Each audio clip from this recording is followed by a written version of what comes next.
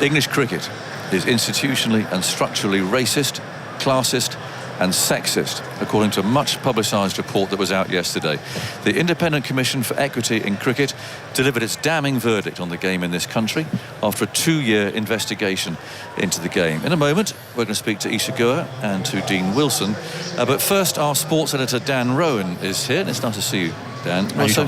Well, look, remind us why this report was commissioned in the first place. Well, the ECB decided to set up the Independent Commission for Equity in Cricket back in late 2020, Jonathan, in the wake of global movements such as Black Lives Matter and Me Too. It was part of an attempt, I think, to make cricket more representative and to address allegations of discrimination. And just weeks before this report was commissioned, the former Yorkshire spinner Azeem Rafiq first made his allegations of racist abuse at the club. Those claims obviously then developed into a full-scale scandal, of course, and the Yorkshire saga undoubtedly spurred on, I think, many others in the game to give evidence, with more than 4,000 people responding to an online survey. Other people spoke in interviews and gave written evidence. It was meant to be published, this report, several months ago, but finally this 317-page document has been released. Right, so what are the main findings? Well, it's called Holding Up a Mirror to Cricket, this report, Jonathan, and the reflection it forces English cricket to confront is a tough one. I mean, it found, this report, that racism is entrenched in the game, that women routinely experience sexism, that little or no action's been taken to address class barriers, and that the sport was, in its words, elitist and exclusionary. 50% of respondents said that they'd experienced discrimination in the game, although that figure was much higher among certain minority groups. It found that women were treated as subordinate, that there was scarce provision of cricket in state schools, a heavy drinking culture was referred to, which the report said excluded many people, and that the ECB had failed to support black cricket. There are 44 recommendations, among them equal pay between men and women players, the scrapping of the annual Eton against Harrow schools match here at Lord's, and a new independent regulatory body separate from the ECB. Now, Cindy Butts was the chair of this commission, and she gave me some examples of the evidence that they received, and a warning that some listeners may find some of what she says upsetting. We had over two and a half years of looking at the cricket. We've had unprecedented access, unfettered access, and our findings are unequivocal. Racism, sexism, class-based discrimination and elitism are widespread and deep-rooted throughout the game. We conducted a survey of which over 4,000 people responded. 1 in 2, that's 50% of people told us that they experience both racism, sexism and class-based discrimination. And their evidence is clear and it's stark. You'll see once reading the report that we have been unflinching in the representation of what we heard. So we heard some really quite damning and shocking evidence from individuals. We heard of women being constantly stereotyped, demeaned, facing predatory behaviour. We heard from women who are having to walk into school boxes and face signs that say, "No bras allowed." This is 2023, not 1923.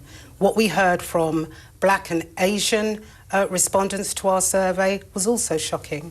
Over and over again, in their thousands, they talked to us about being overlooked, about having their experiences and their talents ignored, being deselected. And I'm not talking about individuals who are disgruntled at having and bitter at having not made it in cricket. These are people who turned up with the evidence and said, despite working twice as hard, we are being deselected.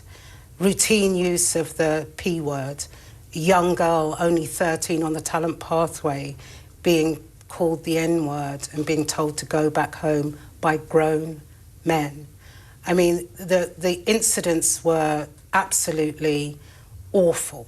We heard from a former Muslim player who had to endure the indignity of his teammates laughing and joking about one of the players using the prayer mat to clean up after sex. I mean, the stories were absolutely horrific, and it goes to show that the culture in cricket is rotten. What does the ECB need to do? Well, look, the first thing it needs to do is reflect long and hard on what we say in the report. We know that it's been shocking for them to read. It will be shocking for the entirety of cricket to read. But what we're asking for is them to take an honest reflection, to look at what we say, take it in. Do not have a knee-jerk response to what we say, but actually accept the realities of people's experience. And I think I need to really make this clear to cricket and to everybody else who is listening. This isn't just a case of interpersonal discrimination. You know, this is structural in its nature as well. The way in which the talent pathway is inextricably linked to private schools, and the way that disadvantages pupils in state schools, whether they're black, whether they're white, whether they're Asian, from accessing cricket and having a fair chance to progress in cricket. They are all issues that need to be addressed and to be taken seriously. Does the ECB need to apologise? It does, and indeed that is our first recommendation, that the ECB apologises for its role and for that of the game that it governs, and accepts that racism, sexism and class-based discrimination exist. It needs to apologise for its historic neglect of women and girls cricket and the way in which it has allowed black cricket to die, and it must commit to reviving black cricket. So that's our fundamental overarching recommendation, and it's only through accepting the realities that I think that the game can really move forward. How much confidence do you have in the governing body to tackle the problems that your report has highlighted? Well, look, I mean, you know, the ECB has a new board, it has new people at its executive level. I'm confident from the things that I've heard from Richard Thompson, the chair, that he accepts what our report finds. He accepts the starkness of that and the need for change. But the proof of the pudding will be in demonstrable change. And it's for the leaders in cricket to now move forward, take this ahead, you know, in consultation and in partnership with everybody else in cricket. How big a moment of reckoning is this for cricket here? And what's at stake if change doesn't happen? I think it's huge. I think it's a watershed moment for cricket. I really do. I think our report and the evidence that we identify is unequivocal. I think if the sport doesn't accept what is going on within cricket, if it continues to think that, because some elements, I'm afraid, still do, that this is, you know, isolated, you know, pockets of discrimination, or they think it's just banter, then it's time for them to wake up, because the reality is far from that. What's your personal emotion towards this, Cindy? We've heard an awful lot in the last year or two about discrimination in the game, and I think particularly about Yorkshire cricket, of course, and the scandal that erupted there. But I sense that even you are shocked by what you've discovered, and you sound angry about it too. Well, I'm certainly shocked. I mean, I've been around the block and I expected there to be problems. That's why we were set up, because there are problems already existing within cricket. I didn't expect to see such the extent and the depth and the routine nature in which discrimination exists. Neither did I expect to see such the relationship between private schools and the talent pathway, and the way in which that discriminates youngsters from state schools. I did not expect that. We carried out quite unique primary research, and we mapped the relationship between private schools and counties, and I didn't expect to see that relationship there, or indeed the way in which it really does disadvantage those from poorer backgrounds. And that's why we're calling for really quite radical change to the talent pathway. It needs to become free of direct costs, it needs to be more meritocratic, and it needs to be more transparent. Do you think that cricket here merely reflects society and trends beyond the game, or is there something specific, something peculiar about cricket that means that these problems are particularly the case there? I think in a sense it does mirror some issues that exist within society, and of course we've seen from very recently, you know, issues highlighted in terms of the Metropolitan Police Service, the London Fire Brigade, the CBI. You know, we've seen across a variety of different industries that there are serious problems. So I think that that is true. However, cricket has the responsibility to sort out cricket. That's what matters. In terms of whether there is something unique, I mean, one of the things that we've done that is quite unique for a report of this kind is to actually look at the history of cricket. And one of the things that we have is a chapter detailing the historical issues that relate to women, that relate to class, and we're asking cricket to really engage with its history rather than see it as something that they draw a line under, because I think in part it explains why there are some of the issues that we currently find. Yeah, I was struck by that phrase you used, that cricket's relationship with its past stunts its progress. Yeah. I thought that was quite compelling, and it's something which I think Stephen Fry has referred to in the past as well. Its link with empire and colonialism. Cindy, is English cricket institutionally racist? We've taken a game-wide approach, and we have concluded that it is. And it's not just institutionally racist. We say that it's institutionally and structurally sexist and has class-based discrimination. We have thought long and hard about using that term, but we believe it's a term that applies when you look at the evidence that exists. We don't think it's a term that is misunderstood. In fact, there was an Ipsos Mori poll that was done in 2021, which showed that 7 out of 10 members of the public recognise the phrase and understand what it means. At its simplest, it means a collective failure, and this is the Macpherson definition, a collective failure to provide a professional and appropriate service to people based on their identity. That's not difficult to understand. One of the recommendations, let me talk about the gender discrimination for a while, if I may. One of the recommendations, you want to see parity, equality when it comes to terms and conditions and pay between men's and women's cricket. There will be some who say, let's look at audiences, both on TV and indeed at the grounds, far smaller than the men's game attract when it comes to international cricket in particular. Why should there be parity in pay? It's a familiar argument, you'll have heard it discussed in other sports as well. What would be your response to that? Well, I think there's been a historic neglect and lack of investment in women's pay. And the fact that the governing body and cricket more generally haven't resourced women's cricket is why it is where it is at the moment. I think that if you build it, people will come. And the Ashes demonstrates that. You know, there are increasing numbers of ticket sales, people interested in women's cricket, and I think that there is a need for cricket to level up and actually support women's cricket, and I think that will bring positive benefits to the game. And statistically, there'll be, just taking views this morning, reading around it and listening to people, some have expressed a view that 4,000, you know, when you measure it against the sheer number of people who play the game throughout the country at large, it's a relatively small sample size. Do you think that that gives a fair representation of the sentiment within the sport at large? I think it does, when coupled with all of the other evidence we've collated. So we took evidence from individuals, we carried out a written survey that hundreds of people responded to, we carried out primary research, and we examined the data. So you put all of that together, and the body of evidence that we have is substantial and it's robust.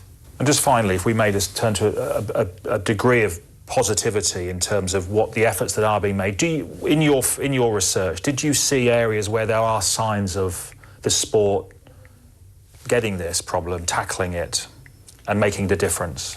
We did. We met some wonderful people within cricket, some volunteers, some leaders in the game who are committed to seeing change and working very hard in order to make that happen. We saw some great initiatives, Chance to Shine, ACE particularly come to mind. So there are some good things going on in cricket. You know, the improvements that we've seen in the women's game, there are some green shoots there. And I hope that that will give confidence to the game, that it's about building on those improvements and recognising the stark realities of what is going on in cricket and committing to improve it. So there needs to be a lot more of that kind of thing, and this is a moment that has to be seized, do you think, for the sport? A lot more, but it's not just... I really don't want cricket or the ECB to have a knee-jerk reaction. It's a long report. It's very detailed. I think there needs to be time for reflection, introspection, a coming together, and then figuring out how it's going to make good on the recommendations we make. But the time truly is now. Cricket is never going to be a game for all if it doesn't seize the opportunity that I believe, sincerely believe, that our report represents. Well, that was Cindy Butts. She's the author of the Independent Commission for Equity in Cricket report that was delivered yesterday, speaking to our sports editor, Dan Rowan. And so, Dan, as far as the ECB is concerned, what's the response been to that? Well, the governing body itself was already under scrutiny, I think, Jonathan, because of the Yorkshire scandal that we've mentioned. It has been contrite. It has 3 months to consider the recommendations, and then it'll have to come up with an action plan. Its chairman is Richard Thompson, and I asked him for his response. Well, I think the first thing I need to do, Dan, is to apologise, and that's the first recommendation that the report made. So I think to those individuals that have been discriminated against, that have been excluded, all of those individuals, the game, the ECB, the game as a whole, owes them a real genuine apology, a heartfelt apology as to the fact that this should be a game for all, and unfortunately this report identifies with the fact that it has not been a game for all. Apology is one thing, actually tackling it and making improvements is another. How committed are you to doing that? Totally. I mean, it's the game's single biggest priority now. Given that there have been reports in the past that have not been acted on, this report has to be acted on now.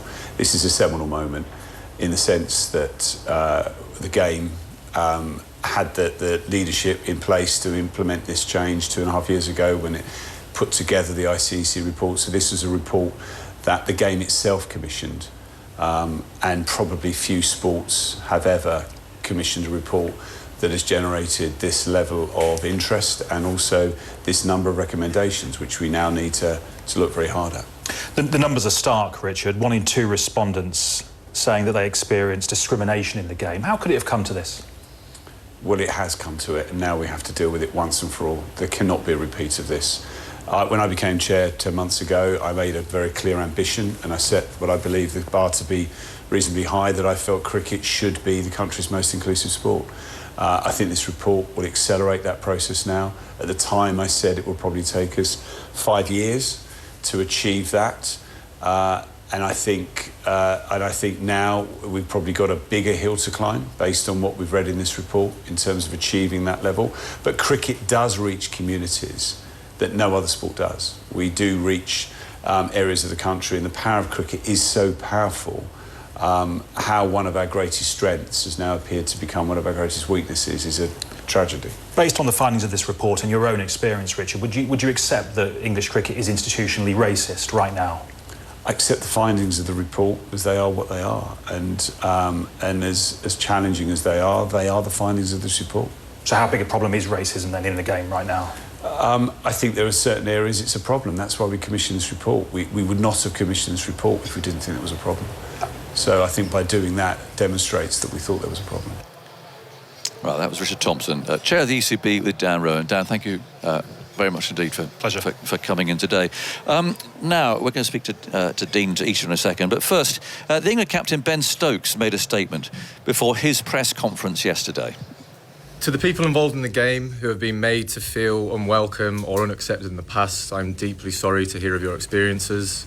Cricket is a game that needs to celebrate diversity on all fronts, because without diversity, this game would not be where it is at today. As a sport, we need to learn from past mistakes and do all we can to make people feel safe and be themselves at every level. I have been an England player since 2011, and I feel very fortunate to have been a part of some incredibly diverse teams and love how everyone has a different story to tell. We must go further and be more inclusive and diverse, because the game I love and the millions worldwide love should be enjoyed without fear of discrimination or judgment, whether that be due to your upbringing, race or gender. As I said earlier, everyone has a different story to tell. I am Ben Stokes, born in New Zealand a state-educated pupil who dropped out of school at 16 with 1 GCSE in PE. I needed help with the spelling and grammar in this speech, and I am currently sitting here as the England men's Test captain. It is clear there is so much more the game has to do, and as players, we really want to be a part of that to ensure that this is truly a sport for everyone. Well, that was Ben Stokes speaking yesterday. Now with me, Isha Guha, who as well as being a colleague of ours on Test Match Special, BBC TV, was also the first woman from an Asian heritage to play for the England's women's side. And Dean Wilson here as well, cricket correspondent for the Mirror and chair of the Cricket Writers Club too. Thanks for coming, both of you too, obviously. Dean, let's start with you. What did you make of that report when you first opened it up on your laptop? Hi, I guess.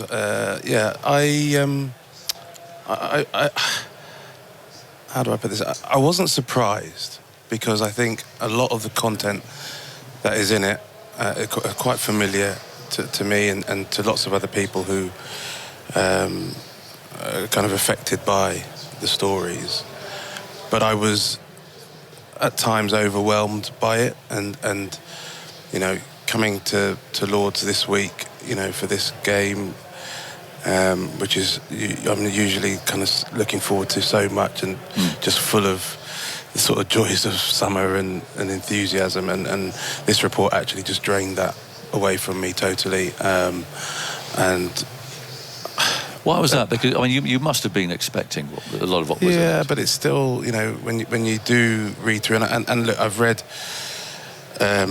plenty of the report, but I'm still going back over it, and as Cindy said on that piece there, that it's so robust, it's such an incredibly detailed piece of work that you can't read it even in a day or two. You know, it's going to take a while to keep going back, but every time I'm going back to it and I'm picking out more stories and more detail, and it's just so disheartening, really, when you see it kind of written down. Even though you kind of know it, this is what you know, and are familiar with it. You know, I spoke to my dad about it yesterday, right. And my dad's response was, you know, this is it. This is England. This is cricket. This is the way it has always been. This is the way it is, and you know, we know this, and he's right, and it's true, and we have talked about it over time, but it still hurts when you read it in such stark terms. Yeah.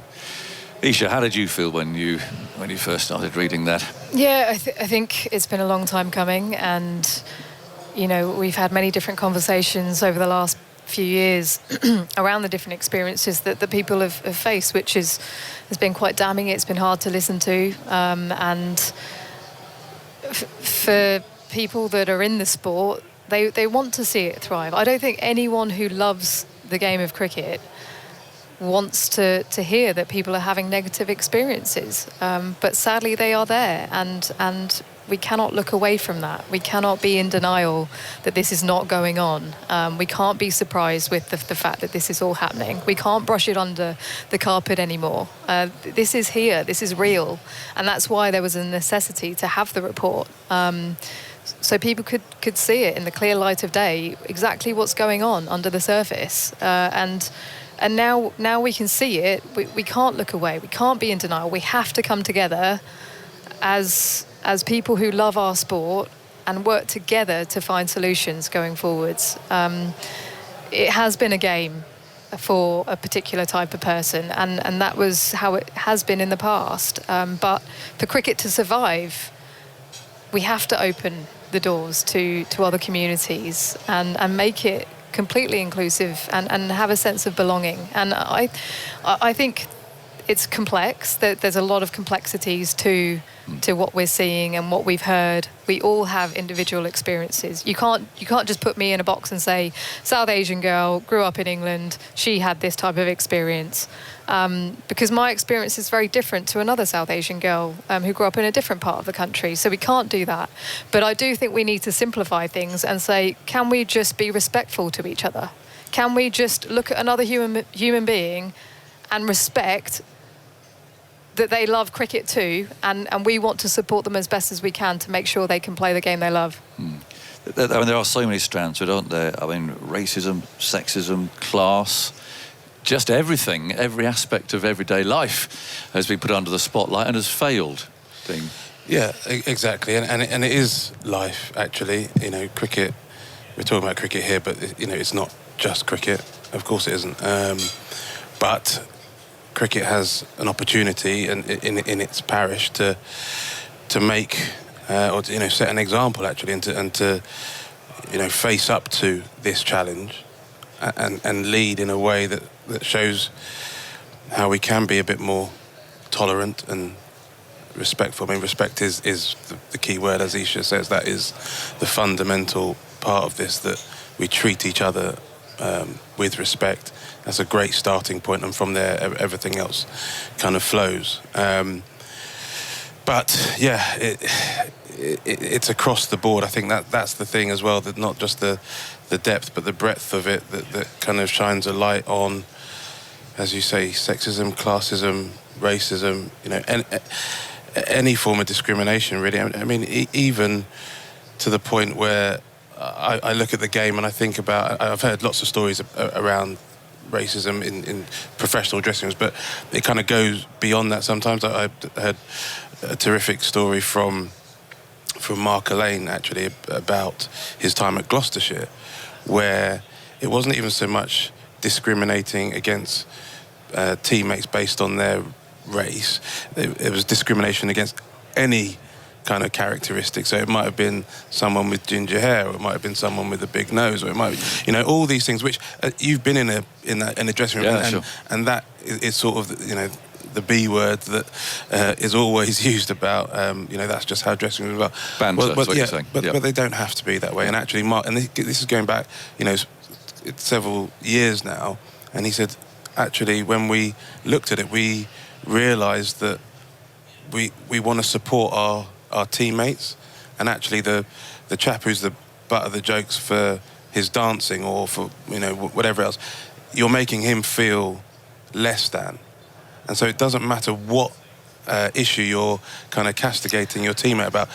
Actually, it's a kind of toxic environment that has been allowed to just fester over time. And yes, it's come out really obviously in terms of racism, sexism and elitism, but it's attitude, full stop. And that's where leadership is so important as we look to solutions going forwards. There are so many amazing leaders in this game who have got it right, and they've tried to encourage inclusivity in the dressing room and people who are allowed to be themselves, but also having an eye on different people around you, that actually they might be affected by that comment. I might, you know, go and take them to one side at some stage during the day and just check that they're okay. Because quite often with these things, for those in the minority, they just go along with it because they want to feel part of the team. Yep. And they do it because maybe they're on the fringes as well, and they don't want to upset the apple cart, and they don't want to cause a scene, so they can stay part of that environment. For those that have left the game, it's because they had those experiences and they weren't happy with it, and they had nowhere to go and talk about it. So for me, it's just having that understanding that you can look out for your teammates, and it doesn't have to be the leader, but that leader needs to create the culture within that dressing room. And it's not just the captain, it's the coach as well, and the coaching environment around that group of players. I think Isha makes a really pertinent point there. I'll bring it back to the Azim Rafiq issue, where I think quite a few people who have been involved at Yorkshire have tried to point to Azim's behaviours as being just as bad as others, as if that's an equivalent. But actually, Azim's trying to fit in. He is someone who's trying to assimilate himself into an environment which behaves the way that it did. Because he feels he has to. Because he feels he has to. And actually, it actually takes being pushed so far down that road to actually then stop and think, well, enough's enough. Yeah. Let's talk about black cricket, because a player of my generation, I played with a lot of black cricketers. I was there at the Oval in 1984 with an incredible atmosphere of the crowds, with the West Indies playing. And what has happened, the demise of black cricketers is criminal, frankly. All the enthusiasm and the people I play with, from Devon Malcolm, Gladstone Small, Philip de Freitas, you know, you can list. And I think that the authorities at the time were very complacent, and that these were not a product of our system at all. They were first-generation immigrants from the Caribbean. But I think that the authorities are able to say, OK, that's fine, we're looking good. But actually, there was nothing there. There was no foundation. No. There was nothing in place. No. And then, and I might as well bring us in as well, to put cricket behind a paywall, just disenfranchise, well, so many people, but particularly the lower paid. And I think particularly Afro-Caribbean cricket lovers, how are they going to ever fall in love with cricket if they can't see it? There's very little cricket in state schools. They can't play it. How is it a surprise that black cricket has just fallen off a cliff? Well, there's quite a few things to say about it, and again, it's complex. But all those little things. So making it difficult to get to games, whether it's the introduction of you need to have a credit card to buy a ticket, you've got to buy your ticket well in advance before you go. You can't just turn up on the day and online. It's got to be online. But going back years, those were the sorts of practices put in place to try and stop the scenes that were there at the Oval in '84. It was so joyous. Well, for some people it was joyous. Others saw it and thought, "Oh, we don't like that. We don't want that kind of noise and that environment at our grounds." And so But they did, of course, they didn't say that. It wasn't as overt as to say we don't want them there. It was, well, what systems can we put in place that actually prevents them, but without saying that we don't want them there. And then on top of that, you talk about the sort of lower socioeconomic status. I go to the Oval every year, and I see lots and lots of black people at the Oval. I see lots and lots of them, but they're all doing bar staff, waiting staff, waste management, event support, security, kind of low-skilled work around the outside. And I sort of chuckle because it is around the outside. The game is going on in the middle, but all their eyes are out on the outside, and there's a total disconnect between the local community immediately around the Oval, and I'd say as well here at Lord's as well. I walked in this morning, and again, black faces, brown faces, event support, bar staff, but they're not on the field. They're not in the chief executive's office has got a great view of the pitch, but there's no black face in there. And so, as I say, it is complex, but in order for the game to really move forward, not just in London, I know we're talking about the Oval in London. I'm from London. That is my experience. But we could talk about Warwickshire and Edgbaston and the community there in Handsworth. We could talk about Manchester. We could talk about Leeds. Leeds Caribbean Cricket Club, set up by a Windrush passenger, Alfred Gardner, just celebrated 75 years. He set up that club that is still going. Where are the black players in Leeds playing for Yorkshire, as well as the Asian players coming through from Bradford and other local communities? So, look, this is a nationwide issue. It is something where the game has to accept that moving forward, we open our hearts, we open our minds, right, and we actually say, no, we want a game for everyone. We're going to do this together. Do you feel, Isha, that actually we've had these reports before and so on, but because of the depth of this and because it's so hard-hitting, there is no hiding place for the ECB now. I know they're saying that we have 3 months to digest it, and I reckon most people think that's okay because there's a lot in there and they've got to do a lot. Their finances have more or less nailed down until 2028, and there's things in that report that they're saying they should try and do now. They've got a lot of things to consider. Do you think that actually that there is no hiding place, so that this is actually going to do something? There's no hiding place for the ECB, but for any organisation within cricket, I'd say the key stakeholders. Everyone has to take a look at themselves. Organisations, are they equipped to deal with discrimination? And that was, the one knock-on effect of the Azim Rafiq trial was that organisations became better equipped to deal with, making sure there were reporting mechanisms in place. Is that there for every organisation? I hope it is now, because many people in the game experience discrimination. They might have heard something that has been said, not to them, but to someone else. But how do you report that? Are you going to go to your? I mean, in our environment here at the BBC, we're going to go to our producer and feel comfortable telling them how you feel about a certain subject without that going anywhere else. You know, that we're getting down to the nitty gritty here and actual examples. But a lot of these things need to be set up with transparency and openness to be able to handle these situations, and that's what we're faced with in the game.